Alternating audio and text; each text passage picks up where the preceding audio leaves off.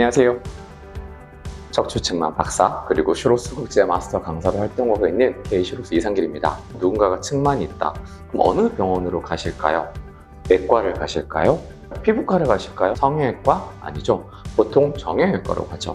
왜냐하면 척추측만증이라는 것은 근골격계의 문제이기 때문에 정형외과 의사 선생님을 찾아가서 거기에 맞게끔 진단을 받게 되고 우리가 과거에 배웠던 내용들이죠. 곡각도가 어떻다, 척추의 옆모습이 어떻다, 혹은 회전이라는 게 어떻다. 과연 척추측만증이라는 것은 척추만의 문제, 좀 더 나아가면 정형외과적인 문제만 있을까요? 건강이란 무엇일까요? WHO에서 얘기하는 건강의 개념이라는 것은 신체적으로, 정신적으로, 사회적으로 안녕한 상태를 얘기합니다. 척추측만증이 있는 경우 안타깝게도 이 세 가지 모두의 영향을 받게 됩니다.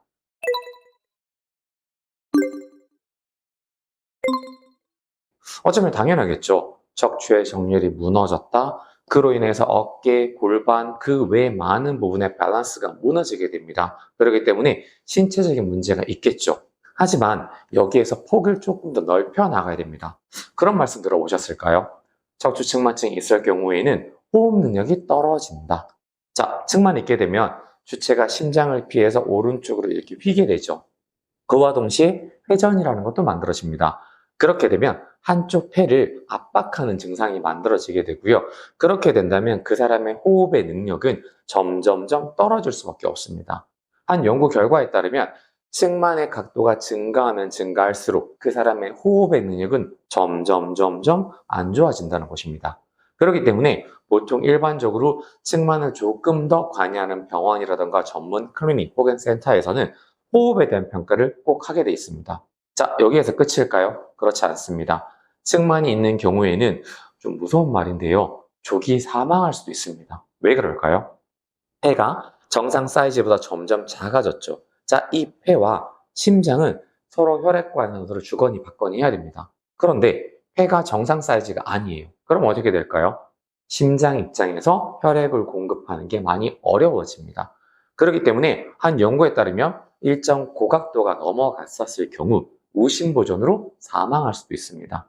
그리고 또 하나, 허리 부분에, 즉 우리가 요추라고 얘기하는 곳에 메인 커브가 있다라고 얘기하면 여기에는 많은 소화기가 있죠. 소화기가 영향을 받지 않을까요? 그렇지 않습니다. 소화기도 영향을 받게 되고요. 좀 더 나아간다면 측만이 있는 분들 혹은 측만이 없는 분들을 비교했었을 때 그분이 한 살 한 살 나이가 먹어서 우리가 보통 퇴행성 척추 관련 질환이라고 얘기하죠. 거기에 노출되는 확률도 더 높아집니다. 즉, 신체적인 문제를 봤었을 때 단순히 정형외과적인 문제만 있는 것이 아니라 그런 부분 플러스 내과적인 문제도 같이 동반된다라는 게 첫 번째 내용입니다.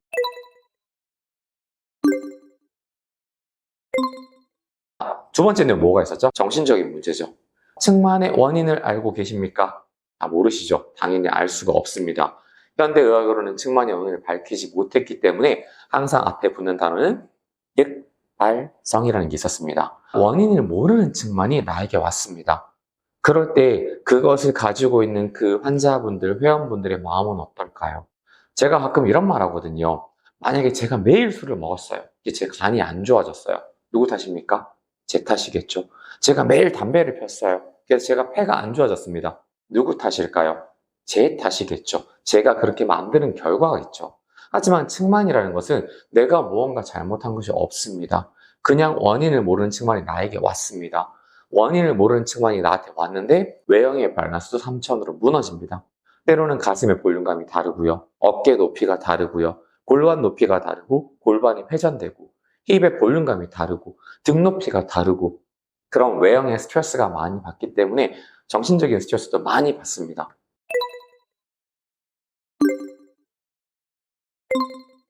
그리고 좀 더 나아가면 사회적인 문제. 이건 왜 그럴까요? 사회적인 문제와 관련돼서는 우리가 직업에 대해서 얘기를 나눌 때 건강과 조금 관련 있는 직업군을 볼 필요가 있습니다. 일반적인 지상이 아닌 곳에서 근무를 하는 경우, 대표적인 게 비행기를 타는 모든 직업군이겠죠. 비행기에서 활동하는 모든 직업군들은 항공사마다 조금씩은 다르지만 보통 일반적으로 27도 혹은 30도 정도를 커트라인을 잡고 있습니다. 그리고 또 하나, 우리가 나쁜 범인을 잡는 경찰 하시는 분들 있죠? 자, 이분들도 보통 각도가 27도, 30도가 커트라인입니다. 그 이유는 여러 가지가 있겠지만 제가 들은 바에 의한다면 건강과 직결되어 있기 때문에 일반적인 환경이 아닌 곳에서 혹은 일반적인 신체 활동보다 더 많이, 때로는 일반적인 건강보다 더 건강한 신체가 요구돼야 되는데 측만이라는 것이 영향을 줄 수 있기 때문에, 그렇기 때문에 사회적인 문제로서도 척추측만증은 다뤄지고 있습니다. 그래서 저는 이런 말씀들을 가끔 드립니다. 척추측만증이라는 것을 조기에 발견해서 거기에 적절한 치료를 잘하고 적절한 균형을 잘 맞아서 건강하게 만들어 주신다는 것은 결국은 그 한 사람의 인생에 큰 영향력을, 당연히 선한 영향이겠죠, 줄 수 있다고 말씀드릴 수가 있습니다. 이것이 어쩌면 저희가 척추측만증을 대할 때 조금 더 진정성을 가지고 또 과학적인 근거를 기반으로 접근을 해야 되는 이유라고 말씀드릴 수 있습니다. 감사합니다.